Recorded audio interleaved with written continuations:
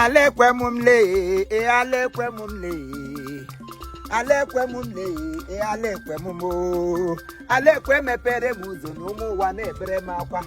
aga m aza alekwe n'ọnụ Chinekwe kwala ti anyị ekwe n'ibe kara anyị o ti anyị ekwela onye pakụrụ moto ewu junior chief abuko na college na kole chief ebo ga-aba iwerele gawa udo saa ahụ onye hụ ka ị nọ n'elu moto gba a ga-asa ọgụ pakụrụ onye nwe moto na-etukwele etele ka ọnụ pakụrụ n'ihu nga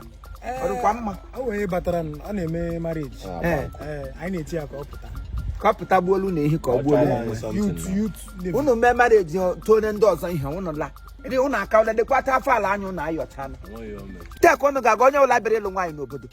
unu na-ata asị ya azajege ya utu bụ utu ka ọ nọ taa mmiri na-abajege monopos ma na-eji ezulọ nwaanyị ihe a na-akwa ebe ugbo awụrụsị ọsọ unu gba mbọ gbasi mbọ ike anaghị m aga ịkparị onwe m n'ụmụ dibi echi m n'ihe ele ahụ nwụ anyị nwoke na n'ụmụ dibi nga double chief nze Chinedu Nwosu ụda akpụ enyi one of Ekwe Ancient Kingdom ya na nwunye kwa n'ụwa lọlọ ọmọbi die nwaanyị manarịa beautiful women ihe nwaanyị ahụ ọgbọtụ ime agalaga akụsịrị m osira gị echi m n'ihe ndị Nwosu gị sa hosle m nke sụrụ esu nga ahụ dọta ewezigasị na dede m ụda akpụ enyi kpọrọ m na fon si m ọmị ọ gawata na nwunye ya nwanne ya nwoke wu Collins Nwosu nke nọkwa na Texas USA na nwunye ya wu Cynthia Chidimma Nwosu na o mege birthday taa 13th of November na nwa mụrụ gba egbe beautiful girl nwa ọma ekweji eme ọnụ gị hụ ụmụazị ote onye dị na-alụrụ na-ekwe sọsọ otu family wu nga mma agabe na-ekwe ihe ha lụrụ eziri ha apakacha ote every other family na-ekwe n'ugwu dibi ha lụchara ha nwunye ha obere nga ibejuba ha ebe ka ịhụ ụmụ nwaanyị guzochi ka ozi nga anya kụda beautiful women ebe niile beautiful dance taa wee agacha m iburu ihe amadị m sa asa wudu n'ụlọ nga aka emege nọ na Texas ọwa otu tatata nwoke ka ikwelu okwu taa wụ birthday Chidimma nna asị Chineke nna onye mere ka nwa na lọta ji n'ala ekwe onye ọla nwebeghị ka onye alụ n'ala ekwe na-agbalasị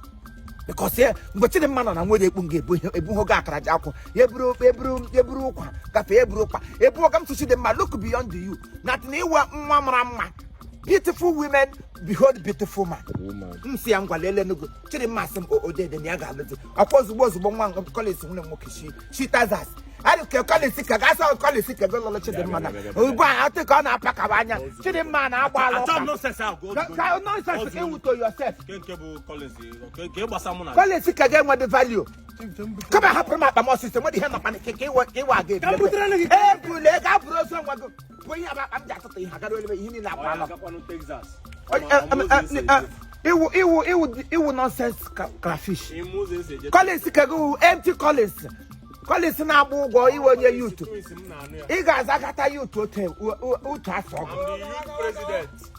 idiot of no comparison Chidimma ọgara bi ga aka na shi Chidimma na-awụ nwa mmanụ Chidimma since wee pụtatụkwara na agbọbịa ụmụcha na ụmụ siri na-akpọtụkwa chere dị nwatakịrị otu ya na-amasị mma ọwa aka ji enu jisiri ike Chineke tiga aka Collins wuzi di ya bịa gazi ụkwụ Chidimma wụrụ beautiful girl mama onye lụzie ha na dilekwa ndụ ya akpọ nkụ Gen Z wee ga-ejegbugo